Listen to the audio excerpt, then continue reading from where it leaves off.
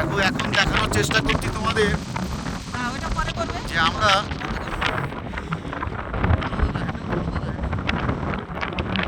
এখন একদম পাহাড়ের চূড়ার উপরে দেখো একটা লেক রয়েছে। এটা অবিশ্বাস্য ব্যাপার।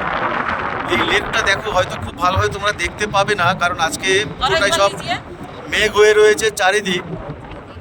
দেখো পুরোটাই সব মেঘ, আর এটা একদম পুরোটাই লেক হয়ে রয়েছে। বরফটা গলে গলে এখানে জল হয়ে একটা লেকের মতন হয়ে আছে। দেখো আমাদেরকে যিনি নিয়ে এসছেন, এই যে মাউন্টেন বাইক যেগুলোকে বলা হয়, এই যে মাউন্টেন বাইক, এই মাউন্টেন বাইকের দাদাকেও দেখাবো। এই যে আর এখানে এই যে আমরা আছি এখন,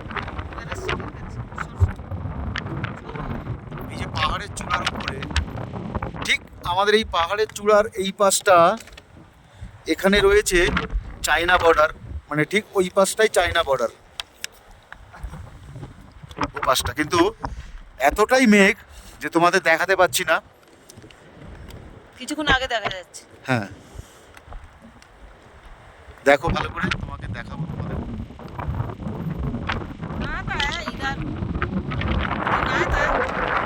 दादा दादा ये वाला एक्चुअली ये इसका क्या नाम है, इसका एरिया का?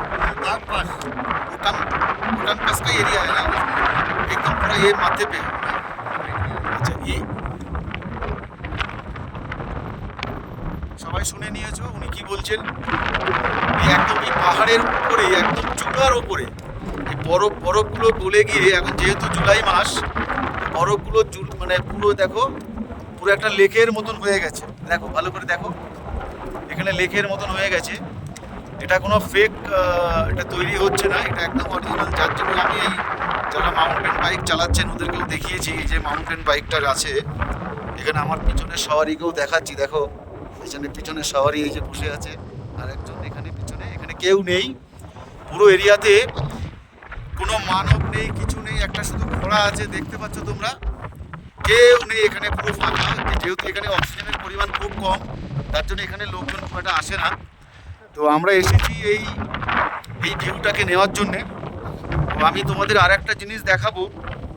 এখানে এই ওটাং পাশে যে লেকের কথা বলছি, এই লেকের জলটা পুরোটা, এখানে যে বরফগুলো থাকে, খুব ঠান্ডা এখন, আমাদের খুবই ঠান্ডা লাগছে, কিন্তু উপায় নেই। আমরা সেই জামা কাপড় সব আমরা হোটেলের মধ্যে রেখে চলে এসেছি।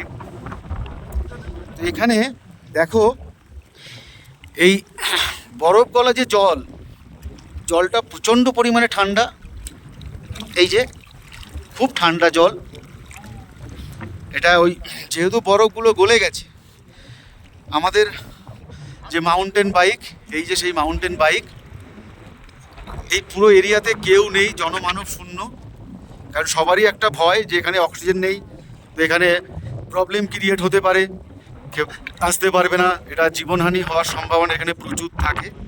যাই হোক, আমরা এসেছিলাম আমাদের মনের জোরে, আমরা উপভোগ করাবার জন্য এবং সবাইকে দেখানোর জন্যে যে প্রকৃতির কি নিদর্শন রয়েছে, এবং বিশেষ করে হিমাচল প্রদেশের যে এই যে প্রাকৃতিক দৃশ্য, এই দৃশ্যটাকে নিজে উপভোগ করা এবং অন্যদেরকে উপভোগ করানোর জন্যই আসা। তো দেখানোর চেষ্টা করছি। তোমাদের ভালো লাগলে সবাই জানাবে কেমন লাগলো। তোমরা চেষ্টা করলে একবার এসে ঘুরে যেও।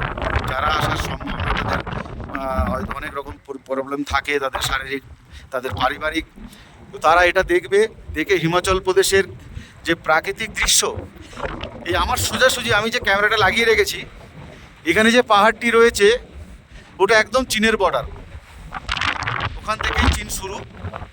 যার জন্য এখানে অনেক প্রোটোকল রয়েছে, অনেকগুলো গভর্নমেন্টের রুলস রয়েছে, যে প্রচুর পাস লাগে, সেগুলোকে দিয়ে কমপ্লিট করে তারপর এখানে আসতে হয়। তো এখন এই পর্যন্ত, এরপরে আরও যদি সেরকম কিছু দেখানো থাকে তাহলে নিশ্চয়ই তোমাদেরকে দেখাবো। এই অবধি রাখছি, সবাইকে ধন্যবাদ। এখানে ওয়েদার খুবই খারাপ, প্রচণ্ড ঠান্ডা।